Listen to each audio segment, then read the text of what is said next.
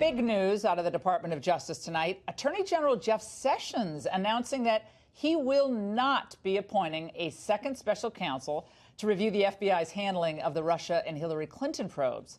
In a letter to 3 Republican congressional leaders, Sessions noted that special counsels are only appointed in extraordinary circumstances, and that instead he's assigned U.S. Attorney John Huber in Utah to conduct a review of the FBI's most high-profile cases. But first, an Ingraham Angle exclusive. Earlier this month, Jeff Sessions fired Deputy Director Andrew McCabe of the FBI just days before his official retirement, citing an IG report that concluded Mr. McCabe lied under oath and made unauthorized leaks to the press. The public still hasn't seen that report, but joining me now are 2 men whose offices have a copy of the Inspector General's findings. Let's bring in from Columbus, Ohio, Republican Congressman Jim Jordan, and with me here in studio is North Carolina Congressman Mark Meadows, also Republican. So let's start with you, Congressman Jordan. What's the headline that's going to come out of this Inspector General report? Well, we don't know what will come out of that, but we do know about Andrew McCabe that he didn't lie just once, he lied 4 times. So 4 times he lied to James Comey, he lied to the Office of Professional Responsibility, and he lied twice under oath to the Inspector General. And remember, this is Andrew McCabe, Deputy Director of the FBI. This is Andrew McCabe. The text messages between Peter Strzok and Lisa Page talk about Andy's office, the meeting where they talk about the insurance policy in case Donald Trump is actually president of the United States. So that's why this is significant. And again, it wasn't once, it wasn't twice, wasn't even 3 times. 4 times he lied about leaking information to the Wall Street Journal about the FBI. Congressman Meadows, he was adamant in his op-ed that his career, speaks for itself, that he was authorized to speak as he did to the press, and yet you guys are saying he's lied 4 times. Well, I think it's not our words. It's actually the independent investigation that was done by his colleagues. And so when you read it, it's not about politics. You broke the news. Actually, you broke the news right here just a little over a week ago now. And what we're finding is everybody's saying, well, this is political in nature. But when you read the report, you see that it's not political because under oath and certainly with the investigation, it was a real problem. But here's why it's critical. Yeah. Here's why it's critical. The Attorney General Sessions just talked about extraordinary circumstances. Well, how much more extraordinary do you have to be when you fire the central player in the investigation? That's one critical component. And so we need to have this special counsel. I disagree with the Attorney General, and I can tell you tonight, I went through and reviewed some redacted things that were given to our committee. And on 7 pages, there were 12 material facts, not just names, material facts that were omitted by the Department of Justice. It's time that they come clean and give Congress what we need.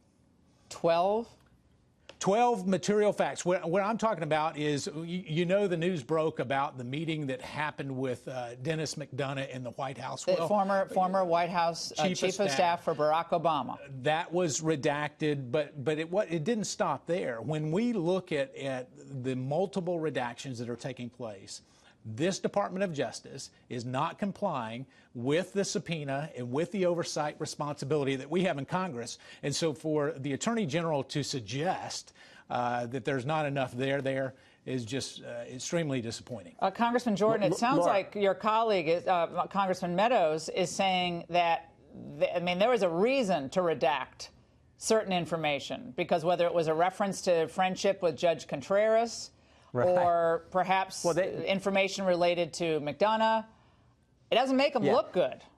And it's redacted. They've been trying to hide information from us. We have to go over to the Justice Department, go in the room and have our staff look at this information, come back out and tell us. It's ridiculous. But Mark is exactly right. When the Attorney General writes Congress and says only under extraordinary circumstances do we appoint a second special counsel. Well, how about these facts, Laura? James Comey's been fired. Deputy Director Andrew McCabe has been fired. Jim Baker, former chief counsel at the FBI, has been demoted and reassigned. Peter Strzok, former deputy head of counterintelligence, has been demoted and reassigned. And Lisa Page, former FBI counsel, has been demoted and reassigned. If those aren't extraordinary circumstances warranting a second special counsel, I don't know what the heck is. So I don't know why the Attorney General keeps postponing this. Everyone in town knows we need a second special counsel to get to the bottom bottom of this. How can Mr. Huber, and he's probably a great lawyer, I don't know much about Mr. Huber from Utah, but how can he investigate his boss, Rod Rosenstein? That's who he reports to. Mr. Rosenstein is involved in all this FISA abuse that we think took place. So you have to have a second special counsel. I hope Jeff Sessions figures that out and names one very soon. This is what one of your chief critics on another network said under questioning. Let's watch. Was there ever a strong case for appointing a second special counsel? No, as far as I could tell, most of the accusations against the FBI are lunatic conspiracy theories, just not grounded in anything. And I think the Attorney General did an appropriate thing here. Congressman Meadows. Well, I mean, when you look at the facts speak for themselves, Laura. When we're looking at, is it a material fact that Peter Strzok had a relationship with a FISA judge and they concealed it? The answer is yes. Is it a fact? And we now know that the investigation into Donald Trump started late July. Within 7 days, there was a meeting with the Department of Justice where they said the White House is leading this. Within 7 days of that... Everyone has to understand that, because I think a lot of folks miss that. When this happened the other day, that the White House is leading.